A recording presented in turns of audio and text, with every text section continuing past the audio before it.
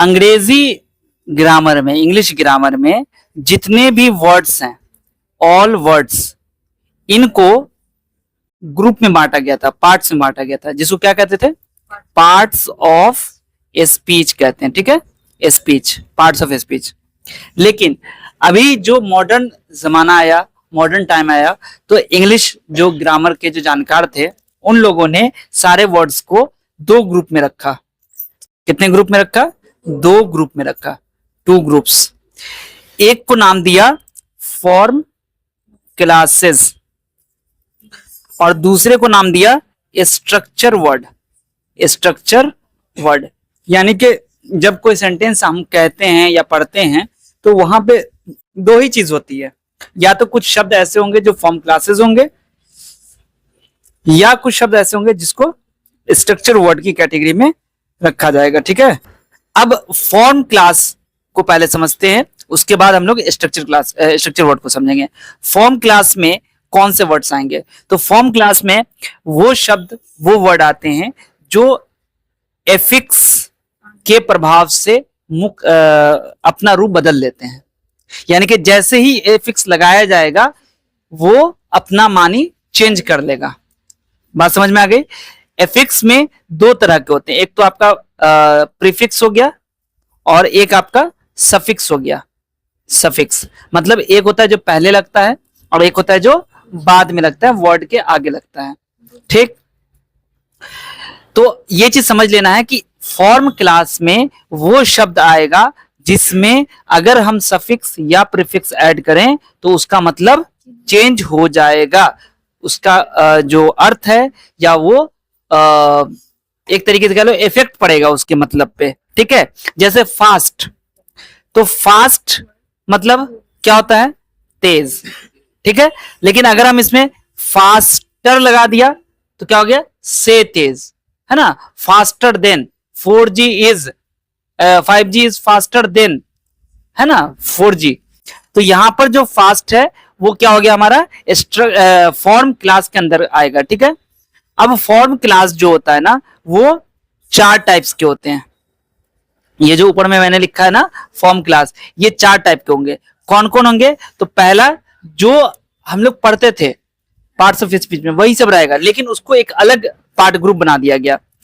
Noun पहले number पे है, दूसरे नंबर पे प्रोनाउन है, सॉरी एडजेक्टिव है, एडजेक्टिव आ गया, और तीसरे नंबर पे वर्ब आया, और चौथे नंबर पे एडवर्ब आ गया। ठीक है ना, नाउन, एडजेक्टिव, वर्ब, एडवर्ब, ये हमारे क्या कहलाएंगे? Form classes. ठीक है, अब इसमें कुछ ध्यान देने वाली बात है कि कुछ एडजेक्टिव ऐसे भी हैं जिन पर एफिक्स का प्रभाव नहीं पड़ता है, कुछ ऐसे भी हैं, जैसे कि यहां पर कह रहा है माई, यहां पे आगे पीछे कुछ भी लगा दो, माई का मतलब मेरा ही रहेगा। माई एक ऐसा एडजेक्टिव है जिस पर एफिक्स का प्रभाव नहीं पड़ता। उसी तरीके से तुम्हारा हो गया योर, सम, इच, ये सब हो गया। ठीक है ना, अब ऐसे एडजेक्टिव्स को हम लोग वर्ब और एडवर्ब, यानी कि जो ऐसा एडजेक्टिव हो या वर्ब हो या एडवर्ब हो जिसके ऊपर एफिक्स का प्रभाव नहीं पड़ता है, उसको हम लोग रखते हैं किसमें? स्ट्रक्चर वर्ड में रखते हैं, जिस पर एफिक्स का प्रभाव नहीं पड़ेगा। बात समझ में आई? जो यहां पे देखो फॉर्म क्लास में एडजेक्टिव भी आ रहा है, वर्ब भी आ रहा है और एडवर्ब भी आ रहा है, लेकिन कुछ ऐसे एडजेक्टिव भी हैं, कुछ ऐसे वर्ब और एडवर्ब भी हैं जिन पर एफिक्स का प्रभाव नहीं होता है, एफिक्स का असर नहीं होता है। देन हम लोग उस एडजेक्टिव को, उस वर्ब को, उस एडवर्ब को हम लोग दूसरे यानी कि स्ट्रक्चर वर्ड में रखेंगे। ठीक है, अब उसके बाद स्ट्रक्चर वर्ड क्या होता है, अब इसके बारे में भी डिटेल पढ़ेंगे, लेकिन हमें कुछ और पढ़ना है। देखो पहली चीज तो समझ में आ गई कि फॉर्म क्लास क्या होता है, जिस पर एफिक्स का प्रभाव नहीं पड़ता है। दूसरी बात ध्यान में रखना कि नाउन, वर्ब, एडजेक्टिव और एडवर्ब, इसको फॉर्म क्लास इसलिए कहते हैं क्योंकि इनमें से जो नाउन है, एडजेक्टिव है, वर्ब है, एडवर्ब है, इसके वर्ड्स सेंटेंस में कुछ जगह पर ही आ सकता है, यानी कि अगर हम उसको थोड़ा सा आगे पीछे कर देंगे तो वो जो है उसका मतलब चेंज हो जाएगा। ठीक है, कुछ खास दिए गए स्थान में ही, कुछ खास दिए गए प्लेस पर ही उसको हम यूज कर सकते हैं। फॉर्म क्लास में उन्हीं वर्ड्स को रखा जाता है कि जो किसी खास दिए गए जगह पर ही आ सकता है, और ऐसे वर्ड्स को उनके रूप से पहचाना जा सकता है। ठीक है, जब हम लोग फॉर्म क्लास पढ़ेंगे तो उसमें डिटेल पढ़ेंगे। अब आते हैं हम लोग दूसरा, structure word. Structure word, structure word में देखो कौन से वर्ड आएंगे जो एफएक्स के प्रभाव से मुक्त होता है, यानी कि उस पर एफएक्स का प्रभाव नहीं पड़ता है। अब इसमें कौन कौन से आएंगे? पहला है डिटरमाइनर्स, ठीक है। दूसरा कौन है? प्रोनाउन। तीसरा कौन है? Preposition, preposition. चौथा कौन है? ऑक्सिलरीज, ठीक है, ये सब पढ़ना है। पांचवा कौन है? इंटेंसिफायर। सबके बारे में जानते हैं, लेकिन अभी आप सबको मॉडर्न ग्रामर के हिसाब से पढ़ेंगे तो सबका कंजक्शन, कंजक्शन का नाम सुना होगा पार्ट्स ऑफ स्पीच में। Interjection, interjection. उसके बाद सेंटेंस कनेक्टर, सेंटेंस कनेक्टर, ठीक है। उसके बाद नेक्स्ट है 9वां सब ऑर्डिनेटर्स। उसका 10वां क्या है? क्वेश्चन, क्वेश्चन वर्ड्स, ठीक है। लेकिन अभी हम लोग को पढ़ना है डिटरमाइनर्स। डिटरमाइनर्स क्या होते हैं? डिटरमाइनर्स, डिटरमाइनर्स क्या होते हैं? डिटरमाइनर्स, डिटरमाइनर्स क्या होते हैं? नाउन के पहले आते हैं। मतलब ये हुआ कि अगर कहीं पर डिटरमाइनर आया देन आपको समझना है कि उसके बाद नाउन आएगा ही आएगा। बात समझ में आ गई कि डिटरमाइनर के बाद नाउन का आना जरूरी है, ठीक है। इससे हमें डिटरमाइनर को जब यूज करते हैं तो हमें क्या पता चलता है कि नाउन आने वाला है, ठीक है। जैसे कभी हमने कहा किसी सेंटेंस में ए, तो क्या ए के बाद क्या आ सकता है? कोई ना कोई नाउन ही आएगा, ठीक है। नाउन हो सकता है जैसे ए ब्लैक कैट, तो ब्लैक तो नाउन नहीं है, लेकिन उसके बाद कौन आया? कैट। तुम ए ब्लैक करके नहीं छोड़ सकते हो, ठीक है ना। ए ब्लैक कैट बोलना पड़ेगा। ए वेरी ब्लैक कैट, फिर भी कैट आया, यानी कि नाउन का आना तय है, ठीक है। अब डिटरमाइनर्स के पार्ट्स कौन कौन होते हैं? तो पहला जो इसमें है वो है आर्टिकल्स, आर्टिकल्स है। दूसरा आपका इसी में आ जाता है पोजेसिव एडजेक्टिव, एडजेक्टिव। अब आर्टिकल्स में कौन आ जाएगा? ए, एन, द। तो अगर तुम्हारे सिलेबस में ये आ जाए कि डिटरमाइनर्स को पढ़ना है, इसका मतलब आर्टिकल्स को भी पढ़ना है, ठीक है। आर्टिकल्स में कौन आ गया? ए, एन, द। थोड़ा सा 1 मिनट में हम आपको बताते हैं ए कहां यूज करेंगे, एन कहां यूज करेंगे, द कहां यूज करेंगे। पता है, अगर हम एक जनरल टर्म में बात करें तो ए का इस्तेमाल करते हैं हम लोग किसी सिंगुलर नाउन के पहले, एन का इस्तेमाल करते हैं सिंगुलर नाउन के पहले, लेकिन शर्त यह है कि वो जो नाउन हमारा है वो जो शुरू होगा वो वोवेल साउंड से शुरू हो। अब वोवेल इंग्लिश वाले वोवेल नहीं, हिंदी वाला वोवेल देखना होगा। जैसे अम्ब्रेला, तो अम्ब्रेला में क्या आया? ओ। अम्ब्रेला हिंदी का देखना है आपको, ओ।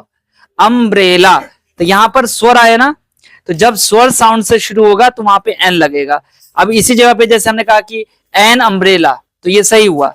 लेकिन अगर हम यू से यूनिवर्सिटी कहते हैं तो यूनिवर्सिटी में अगर हम एन लगा देंगे तो गलत हो जाएगा। एन यूनिवर्सिटी नहीं हो सकता है।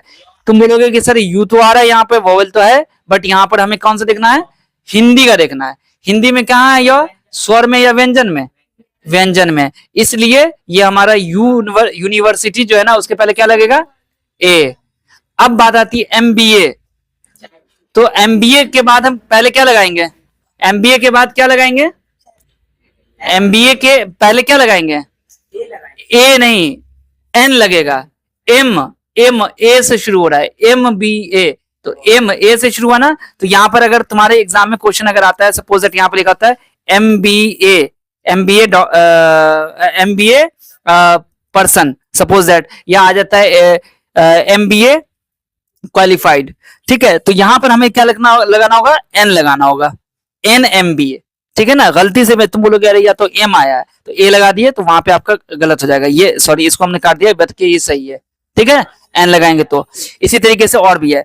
और द कहां पे लगता है, तो द वहां पे लगता है जब हम किसी खास चीज के बारे में बात करते हैं, जो अकेला हो, इकलौता हो, जिसके बारे में बोलने वाला बोले तो सामने वाला जो है वो समझ जाए कि उसी के बारे में बात हो रही है। ठीक है, जैसे हमने कहा कि शर्ट लाल है, तो तुम समझ गए हम किसको बोलेंगे, शर्ट लाल है, तो तुम सब सवाल करोगे कि शर्ट लाल कौन सी। लेकिन अगर हम तुमसे बोल रहे हैं शर्ट लाल है, इसका मतलब कि आपको पता है कि सर किस शर्ट के बारे में, गाय काली है, तो क्या दुनिया की सारी गाय काली होती है, नहीं, कोई एक गाय है जिसके बारे में हम भी जानते हैं और आप भी जान रहे हैं। ठीक है, पृथ्वी गोल है, तो कौन सी वो कहीं और भी पृथ्वी है, पृथ्वी पूरे यूनिवर्स में एक है, हमारी नजर में तो एक ही पृथ्वी अर्थ हमारी जो प्लानट है। ठीक है, तो इसलिए हम लोग द अर्थ लगाएंगे। बात समझ में आ गई। गंगा, तो गंगा नदी एक ही है तो इसे द गंगा यूज करेंगे। रामायण, कुरान, तो यहां पे द यूज करेंगे। ठीक है, जो भी है उसके बाद, तो ये हो गया हमारा ए एंड द, उसके बहुत सारा डिटेल है, वैसे इसमें ज्यादा टाइम लग गया। अच्छा, अब पोजेसिव हो गया। पोजेसिव में क्या आता है, तो वैसे वर्ड आते हैं जो हमें क्या बताते हैं, अधिकार बताते हैं। जैसे ये पेन है, तो अब्दुल्ला कहेगा कि मेरा पेन है। ठीक है, दूसरा बच्चा कहेगा कि मेरा पेन है, और हम कहेंगे कि मेरा पेन है। तो इसका मतलब क्या हुआ कि ये इस पर अधिकार, माई का मतलब क्या हो गया, मेरा, तो ये अधिकार दिखाया ना हमने, ये मेरा घर है, ये उसका घर है, तो ये जो मेरा, उसका, इसका, उनका, ये सब जो वर्ड है ना इंग्लिश में, my, your, our, his, her, its, their, ये सब क्या हो गए, ये सब पॉजिटिव एडजेक्टिव हो गए, और ये किस में आ जाएंगे, डिटरमाइनर्स में आएंगे।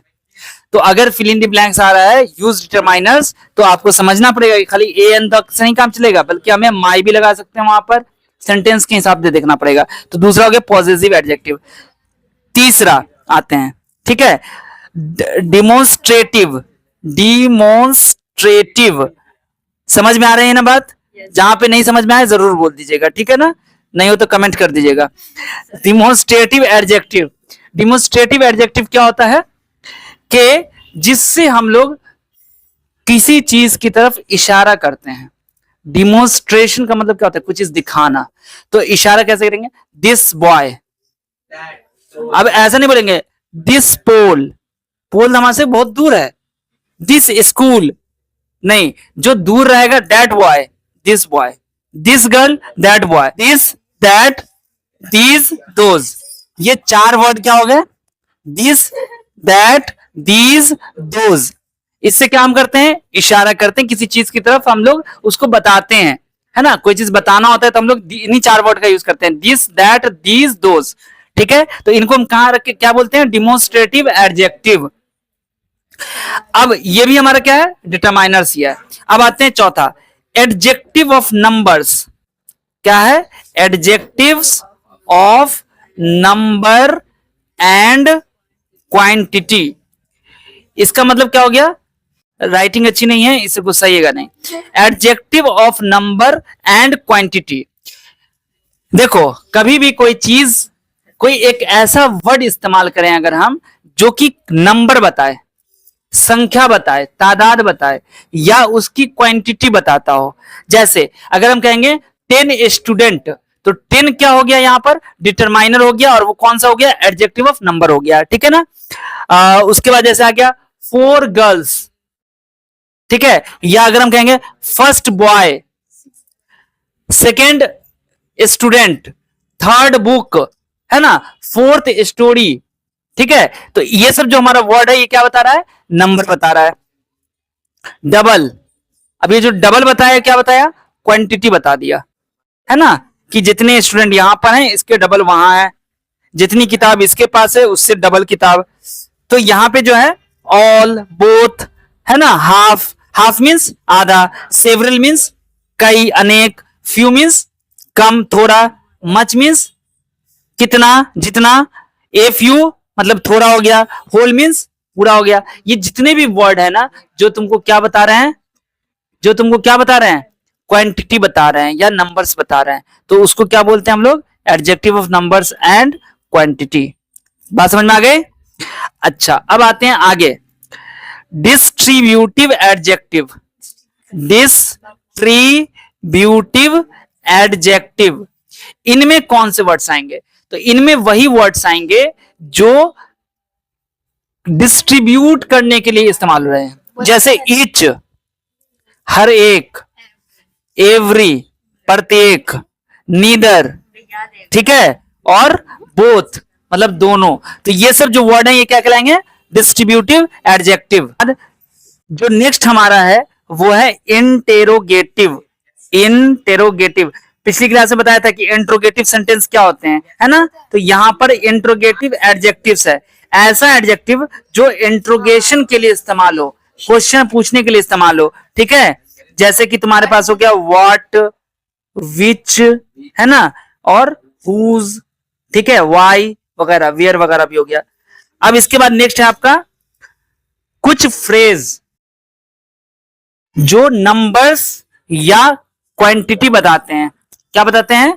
कुछ ऐसे फ्रेज जो कि नंबर्स या क्वांटिटी बताते हैं। जैसे हमने लिखा ए लॉट ऑफ, तो ये क्या बता रहा है, थैंक्स ए लॉट, बहुत सारा शुक्रिया, धन्यवाद। तो ये जो ए लॉट ऑफ क्या बता रहा है, ये हमें तादाद बता रहा है कि बहुत सारा, ठीक है। तो ये हमारा कौन सा हो जाएगा, ये कहलाएगा कोई एक ऐसा फ्रेज है जो कि हमें क्वांटिटी बता रहा है, हमें तादाद बता रहा है, ठीक है। लॉट्स ऑफ, लॉट्स ऑफ का भी मतलब वही हो गया, ठीक है। तो लॉट्स ऑफ अगर पूरा मिलेगा तभी क्या हो जाएगा, ये हमारा एक डिटरमाइनर बनेगा, ठीक है ना। जैसे कि एक सेंटेंस तुमको दिख रहा है, I have a red pen, I have a red pen. तो देखिए यहां पर जो ए आया ना, ये क्या कहलाएगा, ये हमारा डिटरमाइनर्स है, ठीक है ना। She was a very beautiful girl, beautiful girl, ठीक है। शी वाज ए, तो यहां पर भी ए क्या हो जाएगा, हमारा डिटरमाइनर होगा, ठीक है ना। इसके बाद लिखेंगे जैसे माई ब्रदर, मेरा भाई, इज ए टीचर। तो यहां पे देखो माई और ए दोनों डिटरमाइनर है, माई और ए दोनों क्या है, डिटरमाइनर है। मेरा भाई एक टीचर में माई भी डिटरमाइनर हो गया और ए भी। माई कौन सा डिटरमाइनर हुआ, पॉजेसिव, और ए कौन सा डिटरमाइनर हुआ, adjective of numbers, adjective of number, ठीक है। बोथ बुक्स, दोनों किताबें, wear out of the library. देखो यहां पर दोनों किताबें wear out of the library, यानी कि लाइब्रेरी में नहीं है, ठीक है ना। तो देखो यहां पर क्या है, बोथ, ये कौन सा डिटरमाइनर हुआ, डिस्ट्रीब्यूटिव, डिस्ट्रीब्यूटिव एडजेक्टिव में आ गया ये, ठीक है। बोथ का मतलब होता है दोनों, क्या होता है, दोनों। और ये दोनों जो है ना, यानी कि बोथ, ये क्या है आपका एडजेक्टिव, डिस्ट्रीब्यूटिव एडजेक्टिव, तो ये भी डिटरमाइनर हो गया। और यहाँ पे द, ये भी डिटरमाइनर है। ये कौन सा डिटरमाइनर है, डिटरमाइनर में एक टाइप आता था आर्टिकल, ठीक है। तो ये चीज अब देखो यहाँ पर दोनों किताबें लाइब्रेरी से, मतलब लाइब्रेरी में नहीं है, खत्म हो चुकी हैं। तो इसका मतलब कोई एक लाइब्रेरी की बात हो रही होगी, ठीक है ना। देखो एक चीज ध्यान रखना कि अगर दिस के बाद कोई नाउन नहीं है, जैसे प्लीज सॉल्व दिस, ठीक है, तो यहां पर दिस के बाद कोई नाउन नहीं आया, ठीक है ना। तो दिस के बाद अगर कोई नाउन नहीं आया तो दिस को हम डिटरमाइनर तब नहीं बोलेंगे। अगर से नाउन या प्रोनाउन, नाउन का यूज हो रहा है, ठीक है, दिस या दैट या दोज या जो भी है, उसके बाद अगर कोई नाउन नहीं कनेक्ट है उसमें, तो उसको हम लोग डिटरमाइनर्स नहीं कहेंगे, क्योंकि हमने पहले बताया कि डिटरमाइनर्स का मतलब होता है कि नाउन आने वाला है, और अगर डिटरमाइनर्स के बाद कोई नाउन नहीं आ रहा है, सॉरी कोई एक वर्ड है जिसके बाद नाउन नहीं आ रहा है, तो आपको समझना है कि वो डिटरमाइनर्स। देखिए एक सेंटेंस हमने लिखा, सम आर जेंटल, तो यहां पे बताओ कि इसमें से कौन है आपका डिटरमाइनर? सम। रॉन्ग। क्यों? क्योंकि यहां पर सम तो है, हमारा डिटरमाइनर तो है, लेकिन ये हमारा इसलिए नहीं क्योंकि इसका नाउन नहीं आया, तो इसलिए इसको हम लोग डिटरमाइनर नहीं कहेंगे। अगर यहां पे हो जाता some boys are gentle, then ये हमारा डिटरमाइनर होगा। देखो सम आर जेंटल, यहां पे सम क्या है? डिटरमाइनर नहीं है, तो ये क्या हो जाएगा? ये हो जाएगा प्रोनाउन। प्रोनाउन कहेंगे इसको। अब प्रोनाउन कहां जाता है? फॉर्म क्लास में जाता है, याद है ना? फॉर्म क्लास में बताया था, नाउन, वर्ब, एडवर्ब और एडजेक्टिव के बारे में समझ लेते हैं, क्योंकि आप लोगों का एग्जाम में आ रहा है, ठीक है ना? टेंस, टेंस में 3 टाइप्स होते हैं, प्रेजेंट, पास्ट, फ्यूचर, और हर एक टेंस का फिर 4 टाइप अलग होता है। 3 टाइप तो टेंस के हो गए, और फिर उसमें 4 टाइप्स हो गए, ठीक है? तो इसमें सबसे पहले आपका आता है सिंपल प्रेजेंट टेंस, जिसको दूसरे नाम से लोग बोलते हैं प्रेजेंट इंडेफिनिट टेंस, ठीक है ना? तो सिंपल प्रेजेंट टेंस का अगर हम स्ट्रक्चर देखते हैं, तो स्ट्रक्चर में आता है सब्जेक्ट प्लस वर्ब। सब्जेक्ट के बाद सीधे सीधे वर्ब आ जाएगा, यानी कि वर्ब की फर्स्ट फॉर्म आएगी। अब अगर ये हमारा ये कब तक लागू होगा? ये हमारा तब तक लागू होगा जब तक पर्सन और नंबर की बात करें तो फर्स्ट पर्सन सिंगुलर नंबर हो या प्लूरल नंबर हो, ठीक है ना? फर्स्ट पर्सन या singular number, first person singular number हो या प्लूरल नंबर हो। सेकेंड पर्सन में भी सिंगुलर हो और प्लूरल हो, लेकिन थर्ड पर्सन क्या हो? वो प्लूरल ही होगा सिर्फ, तभी हमारा ये स्ट्रक्चर काम करेगा। अब फर्स्ट पर्सन क्या होते हैं? फर्स्ट पर्सन में आई, वी ये हो जाते हैं, ये आपका सिंगुलर हो गया और ये आपका प्लूरल हो गया। तो यहाँ पे आई आएगा या वी आएगा, तो आपको यही वाला स्ट्रक्चर यूज करना है, सब्जेक्ट प्लस वी1, ठीक है ना? इसी तरीके से सेकेंड पर्सन में क्या है? यू आता है, ये सिंगुलर है और प्लूरल भी इसका यू ही होता है, ठीक है ना? तो यहां पर यू अगर रहेगा तो भी हम लोग ये स्ट्रक्चर यूज करेंगे। उसका थर्ड में आते हैं, तो थर्ड पर्सन में कौन आ जाता है? अगर हम अभी बात करेंगे सिंगुलर की, तो चूंकि यहाँ पे तो सिंगुलर है नहीं हमारे पास सिर्फ प्लूरल है, तो सिंगुलर में क्या हो जाएगा? दे, सॉरी प्लूरल में दे हो गया, या फिर नाउन प्लस एस, यानी कि प्लूरल नाउन होगा, तब प्लूरल नाउन, तब यहां पर हम लोग सिर्फ इसी स्ट्रक्चर पे सेंटेंस बनाएंगे। अब बात इसका क्या मतलब हुआ कि अगर हमारे पास सपोज दैट आता है मैं खाता हूं, तो मैं के लिए हम लोग आई यूज करेंगे, ठीक है ना? आई यूज करेंगे, मैं खाता हूं आई यूज करेंगे, तो आई और खाने का क्या होता है? ईट, तो इसलिए हम लोग सब्जेक्ट प्लस वर्ब भी करेंगे, आई ईट, ठीक है ना? वे लोग खाते हैं, तो दे ईट हो जाएगा, दे ईट, वे लोग हो गया ना, कई सारे लोग हैं, यानी कि प्लूरल में चला गया थर्ड पर्सन, तो इसलिए दे ईट आ जाएगा, ठीक है? तुम नाचते हो, यू डांस, ठीक है ना? तो ये हो गया। लेकिन इसी में अगर हम subject plus verb plus S या ई एस, यानी कि वर्ब के साथ साथ एस या ई एस आएगा, यानी कि वर्ब की फिफ्थ फॉर्म आएगी, वर्ब की फिफ्थ फॉर्म आएगी। तो देखो अब ये किसके साथ होगा? ये स्ट्रक्चर कब यूज करेंगे? जब हमारा थर्ड पर्सन हो, लेकिन थर्ड पर्सन भी क्या हो? सिंगुलर हो। अब बात यहां पे आती है कि वे लोग खाते हैं, तो दे ईट हो गया, लेकिन वह खाता है, तो वह में कौन आ जाएगा? ही ईट्स हो जाएगा। तो सर ये बताइए कि अब थर्ड पर्सन सिंगुलर नंबर की जगह पे कौन कौन से वर्ड यूज हो सकते हैं? ही, शी, इट, या कोई नाम हो, ठीक है? नाम हो या सिंगुलर नाउन भी अगर हो, सिंगुलर नाउन, ठीक है ना? तो वहां पे हम लोग वर्ब के साथ साथ एस या ई एस लगाते हैं। बात समझ में आ गई? मतलब कि वर्ब लगाएंगे, जैसे राधा खाती है, तो राधा ईट्स, ठीक है ना? अब इसी में आ जाएगा राधा आम खाती है, तो राधा ईट्स मैंगो। ठीक है। अब जैसे एक एग्जांपल है कि तुमसे पूछा जाएगा शी राम।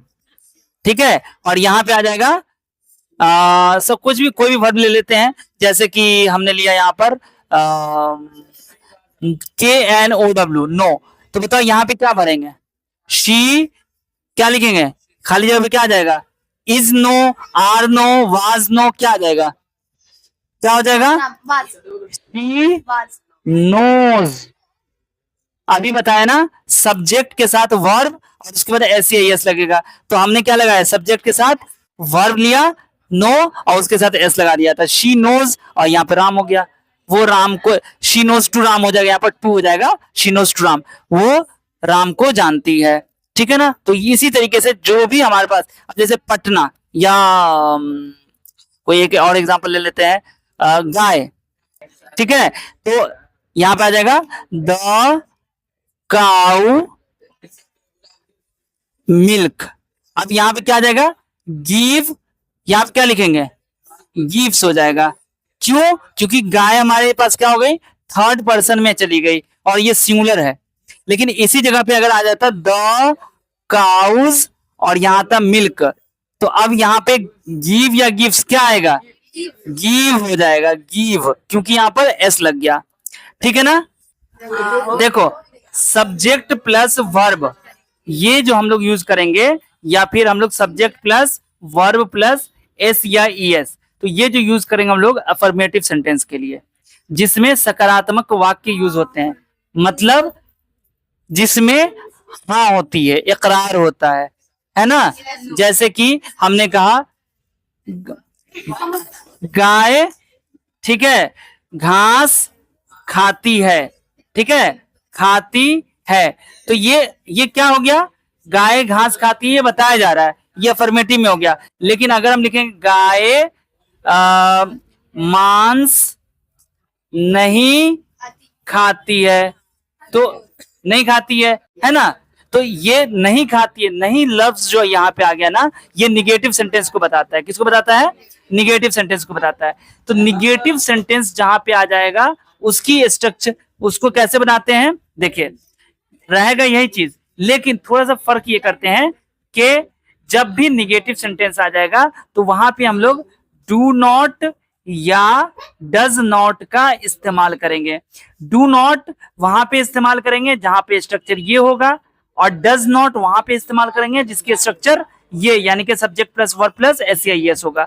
लेकिन अब यहां पे जो हमारा सेंटेंस का स्ट्रक्चर हो जाएगा वो ऐसा हो जाएगा, सब्जेक्ट प्लस डू नॉट या डज नॉट, और इसके साथ वर्ब की फर्स्ट फॉर्म ही आएगी।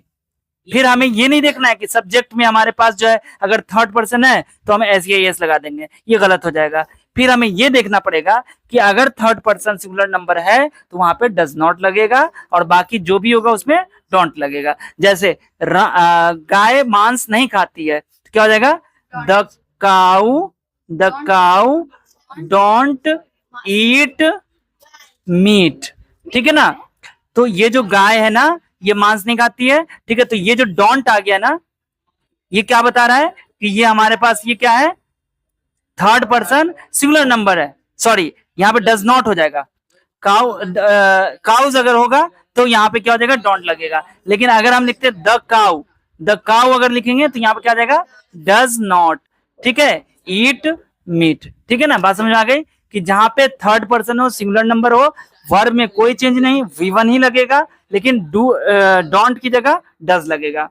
अब जैसे एक चीज आ गया, क्या राम इंग्लिश बोलता है या इंग्लिश पढ़ता है? क्या राम इंग्लिश पढ़ता है? तो राम क्या हो गया? राम की ये हमारे पास थर्ड पर्सन सिंगुलर नंबर हुआ, तो राम सेंटेंस क्या बनेगा? अगर हम इसको ऐसे बोले, राम इंग्लिश पढ़ता है, तो राम क्या हो जाएगा? Ram reads book, sorry English है ना, इंग्लिश। ठीक है ना। या राम इंग्लिश पढ़ाता है, तो राम टीचेस इंग्लिश। ठीक है ना। अब ये देखो, इंग्लिश जो आ गया, या इंग्लिश बुक आप कह लो या इंग्लिश कह लो खाली, राम टीचेस इंग्लिश। तो यहाँ पे जो ये टीचेस है, अगर से आ जाएगा क्या राम इंग्लिश पढ़ाता है, तो क्या आ जाएगा डज, क्योंकि Ram third person singular number है। डज राम क्या हो जाएगा टीच इंग्लिश। यहां पे एस नहीं लगा, क्यों नहीं लगा, क्योंकि डज आ गया। तो डज आ जाएगा तो वर्ब की फर्स्ट फॉर्म ही यूज करेंगे, या डू आ जाएगा तो भी हम लोग फर्स्ट फॉर्म तो यूज करेंगे ही करेंगे। बात समझ में आ गई? तो ये हमारा इंट्रोगेटिव सेंटेंस हो गया और ये हमारा निगेटिव सेंटेंस हो गया। बात क्लियर हो गई? बाकी चीज हम लोग अगले क्लास में करेंगे। कोई भी क्वेश्चन हो, कुछ हो, आप जरूर इसको जो है कमेंट कीजिएगा।